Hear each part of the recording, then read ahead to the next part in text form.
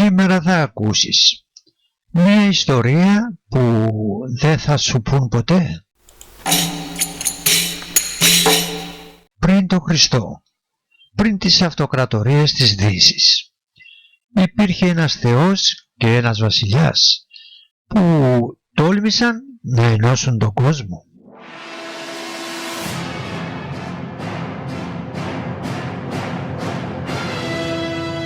Ήταν ο καιρός που οι θεοί πορεύονταν ανάμεσα στον άνθρωπο.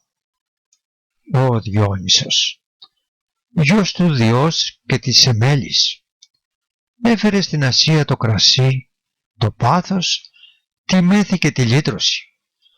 Όπου πάτησε η άγρια γη, διέδωσε πολιτισμό, τέχνη και τρέλα.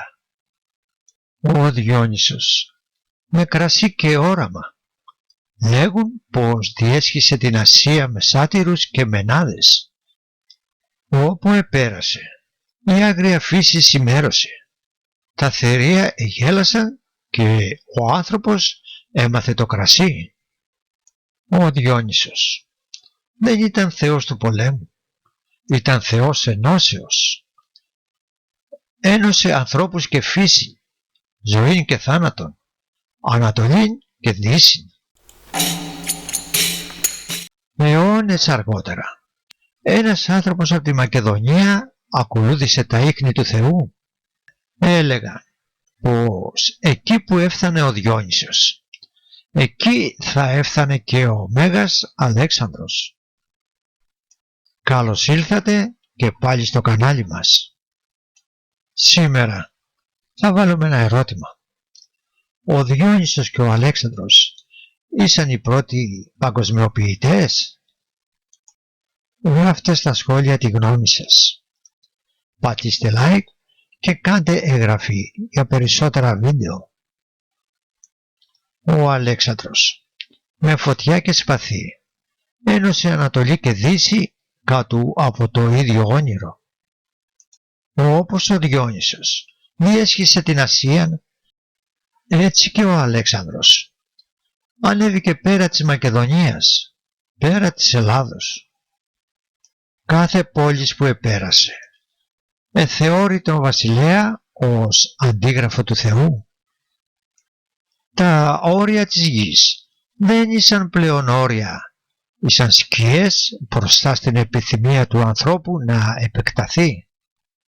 Ήταν απλώς κατακτητές ή οι πρώτοι παγκοσμιοποιητές στην ιστορία? Ούτε Θεός ούτε βασιλεύς εφοβήθηκαν τα όρια. Ήταν ίσως οι πρώτοι που εζήτησαν έναν παγκόσμιον άνθρωπο. Ο Διόνυσος και ο Μέγας Αλέξανδρος, οι Έλληνες που ένωσαν τον κόσμο πριν αυτός υπάρξει. Δύο πορείες, χωρισμένες από αιώνες και όμως δεμένες με την ίδια μέθη της δόξας. Ο Διόνυσος, ο Θεός που ταξίδευσε ως την άλλη άκρη της γης για να διδάξει στους ανθρώπους τη χαρά και το μυστήριο. Και ο Αλέξανδρος, ο βασιλιάς που ακολούθησε τα ίχνη του μέσα στις ίδιες ερήμους κάτω από τους ίδιους ουρανούς. Πριν υπάρξει η λέξη παγκοσμιοποίηση, οι Έλληνες είχαν ήδη ενώσει τον κόσμο. Ο Διόνυσος ταξίδευσε από την Ελλάδα ως την Ινδία, διδάσκοντας τέχνη, γιορτή και ελευθερία. Ο Μέγας Αλέξανδρος ακολούθησε τα βήματά του, σμιλεύοντας ένα κοινό πολιτισμό από την Μακεδονία ως τον Ινδό ποταμό. Ήταν απλώς ήρωες ή φορείς ενός θεϊκού σχεδίου? Μπορεί ο άνθρωπος να γίνει σύμβολο ενότητας ή μήπως κάθε θεός χρειάζεται θνητό σώμα για να φανερωθεί? Ο Διόνυσος, ο θεός του κρασιού, της τέχνης και της απελευθέρωσης, δεν γεννήθηκε απλώς, αναστήθηκε από τη φωτιά του ίδιου του Δία. γιος ανθρώπινης μητέρας και Θεού, έφερε μέσα του το σπέρμα της Ένωσης, το σύμβολο του Θείου και του θνητού. Δεν περιορίστηκε στην Ελλάδα. Κινούμενος με πομπές, θορύβους και μυστήρια, διέσχισε βουνά και ποτάμια, μεταφέροντας το πνεύμα του πολιτισμού και της τρέλας. Κάθε κρασί, κάθε γιορτή, κάθε μύθος που άφησε πίσω του ήταν ένας κόσμος του οραματός του. Ένας κόσμος ενωμένος, μακριά από φόβο και περιορισμούς. Ο Διόνυσος άφησε ίχνη σε κάθε γωνιά του κόσμου. Πριν καν υπάρξει η λέξη παγκοσμιοποίηση, ο Θεός δεν έμεινε ποτέ σε ένα τόπο. Πέρασε από τη Θήβα στη Φρυγία, από τη Λιβύη ως τις όχθες του Ινδού. Δεν κατακτούσε με όπλα, μάγευε με χορό, με μουσική, με κρασί. Εκεί όπου πήγαινε, οι λαοί ξεχνούσαν τις διαφορές τους, έπιναν από το ίδιο κύπελο και γίνονταν ένα. Η πρώτη παγκοσμιοποίηση του Διόνυσου.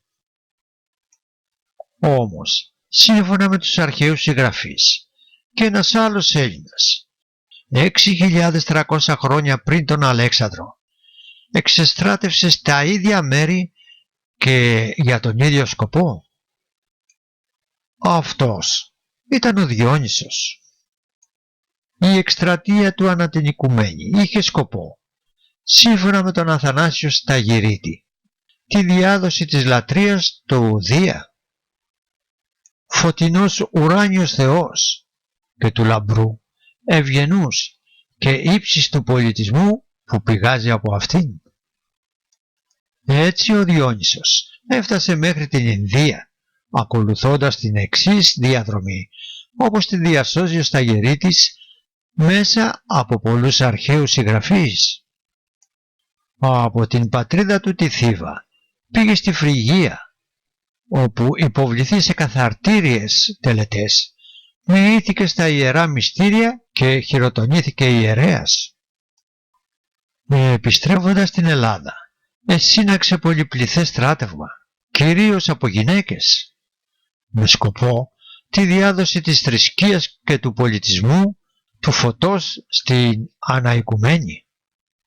Αρχικά μετέβη στους έρημους της Λιβύης, σημερινή δυτική έρημος της Αιγύπτου, όπου οι Λίβιες του είπαν πως είχαν μία προφητεία του Άμμονος, που έλεγε πως μέλει να τους επισκεφτεί ο Υιός του, ο Διόνυσος, για να αναλάβει τη βασιλεία τους και αφού γίνει κύριος όλης της οικουμένης θέλει να νομιστεί Θεός.